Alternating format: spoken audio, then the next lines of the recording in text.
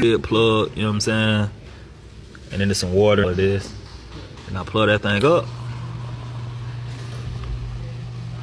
Yeah, and that's what boil it though. You know, I probably leave this in here for about 20 minutes. That thing get good and juicy. Look at that. We're gonna check that out a little bit later. But this is the bug. They love told me on that curve side, like he belong there. I said tears on top your grave like you don't belong here.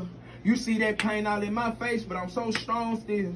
And every time I hear your name, I'm screaming long live. Ooh, ooh, hope you relate to this. They ever took someone you love who known for taking shit. I tag your name on side the wall, I used the paper clip.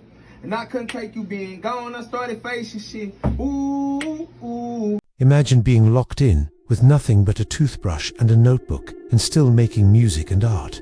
That hits harder than anything outside. That's not a fairy tale.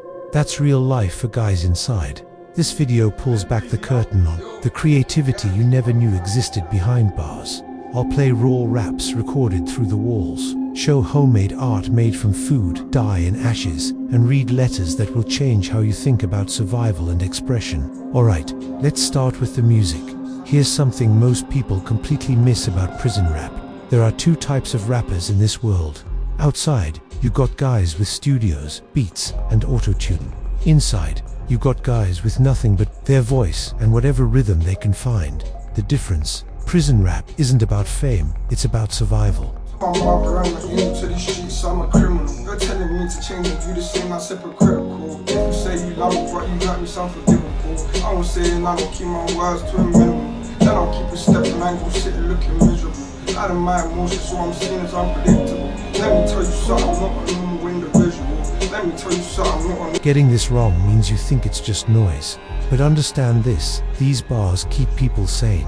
They're therapy sessions, reputation builders, and the only way some guys can tell their story without getting jumped. So what do they actually do? They turn cell blocks into recording booths. Guys rap into pillows to muffle sound. They use bed springs for percussion. Sink taps become metronomes. And when a verse hits hard, it spreads through the yard faster than gossip. Listen to this line I heard from one yard. Concrete walls can't hold my dreams, but they sure can echo my screams. Don't need that mention, this ain't no movie, Bonnie or Clyde. Tell me shy when they hear that sentence. I go Friday prayers for repentance, you converted near them. Bang! 2 razors mounted on a PI toothbrush. On board is a shooter, put on the wing, got smoke with a sock for the tuner. So girl, show me where you piss from. Girl know me, I can't get no ruder. Signed up for this course on my D-cat, still air car when I pop man's tutor. That's not just clever wordplay, that's someone fighting to stay human. Guy told me he memorized over 200 verses just by hearing them through the walls. No pen, no paper, just pure memory. That's dedication you don't see in most studios. But music is just the beginning. Wait till you see what they create with their hands. They scandalize my name, gave me improper fame. When I got charged with murders, they changed on me, they was shame. But it's gonna be okay, cause I just beat my case. Colors always come out in difficult situations. My back against the wall, I really lost it all. I guess I lived a model of ball to you. Who would've thought that I feel like it when she get real like this? My bitch on the wall phone like she can't live like this. She had to sell my shit, cause niggas telling shit. I can't fuck with niggas who ain't built like this. My cousin gone, R.I.P. on my dog. Motivation, dedicating this shit to all of y'all. My homies say YP, they gave me lifetime 3. He rather die in prison than testify for a plea. Do you know how much pain I seen with these eyes? Do you know how many homies locked up for done died? Do you know how many bitches done told me they'll ride? But when it all went down, little baby, you lie. I've been through so much pain, I'm fucked up in this game. Remember all them nights I was stuck in the rain. This shit just ain't the time, cause people steady change. So I just take these meds to ease all of the pain. If life was book, they might not fix shit, cause I'm just spitting facts. And once you start looking, you cannot take it back. And once you take a life, you cannot give it back. So I just pray to God that that karma does not come back. Look deep inside my mind, you'll probably go blind. Still hurt me to this day, all the niggas we left behind. Them bitches caught me me slipping. Got shot up, had me limping. The bullets off in my body tell stories of how I'm living. Yeah, just being real, it ain't no chill in me. Got children, yeah, they depend on me to be the man I need to be. Really provide for my family. Pussy not a concern to me. Most of you bitches deserting me. I ain't gonna lie, it hurting me. The pain in my eye was clear to see. But all in all, I still stood tall. Thought to myself like, fuck, y'all, my heart is cold as a snowball. If I don't call it, it's your fault. You ran all out of chances. So please stop making advances. I'm focusing on enhancements. Hoping for better finances. Do you know how much pain I seen with these eyes? My mama, he snapped. I mean, they gon' me lock up or done die. Do you know how many bitches that told me they'll ride? But when it all went down, little baby, you lied. I've been through so much pain. I'm fucked up in this. What I'm about to show you might seem impossible at first, turning literal trash into museum-quality art. There are two ways to look at prison supplies. Most people see garbage, gum wrappers, coffee grounds, ash from cigarettes. But creative prisoners, they see a full art supply store. Don't miss this, and you'll never understand how respect is earned inside. But get it right, and you'll see how a single piece of art can buy protection, settle debts, or even save someone's life.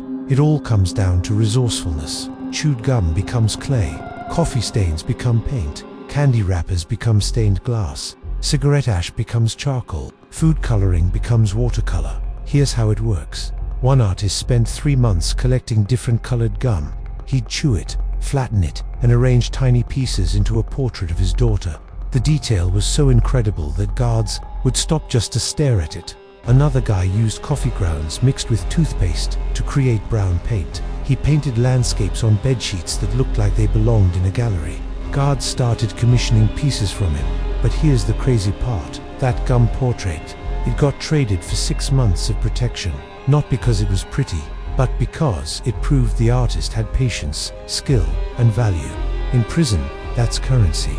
The most shocking piece I heard about was made entirely from cigarette ash and spit.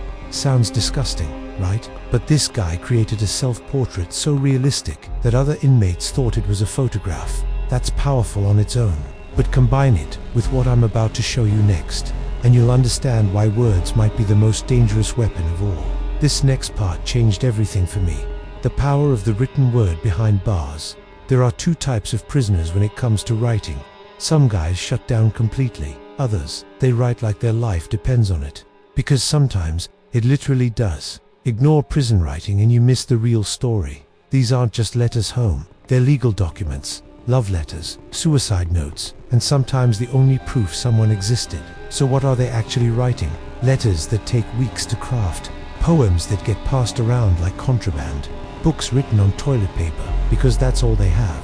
One guy wrote a 300-page novel on napkins. Took him 2 years. He'd write during count time, hide pages in his mattress, and trade cigarettes for more napkins. That book became his legacy. Another inmate wrote letters to his son every single day for 10 years, even when his son stopped writing back.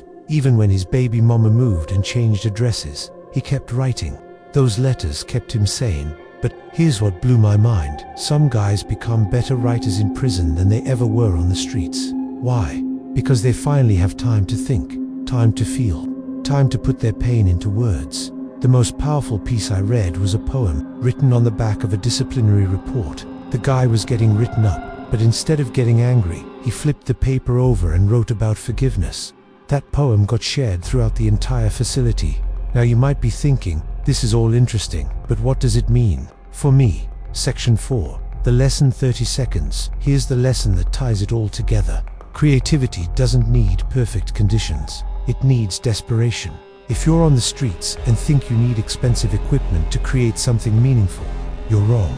These guys prove that limitation breeds innovation.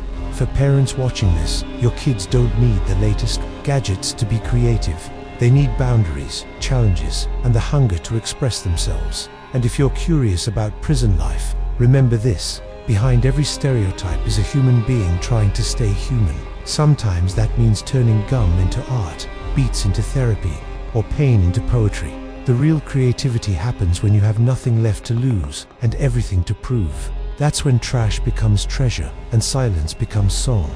That's the truth most people never see. And that's why prisoner creativity is truly beyond belief. So there you have it. Rap verses that heal trauma. Art made from literal garbage that's worth more than gold. Letters that keep families together across concrete walls. The lesson: creativity doesn't wait for perfect conditions. It explodes when you need it most. Next time you think you don't have the right tools, the right space, or the right time, remember the guy who turned chewed gum into a masterpiece. Remember the man who wrote 300 pages on napkins. Remember that sometimes the most beautiful art comes from the ugliest circumstances. If this opened your eyes to something you never knew existed, hit that subscribe button. I dig deep into stories most people never hear, the real human side of places society wants to forget. And drop a comment. What surprised you most about prison creativity? Was it the gum art, the napkin novels, or something else entirely? If you know someone who needs to see this, maybe a parent, maybe someone on the streets, maybe just someone who's curious about the world, share this video with them. These stories need to be heard. Thanks for watching. I'll see you in the next one.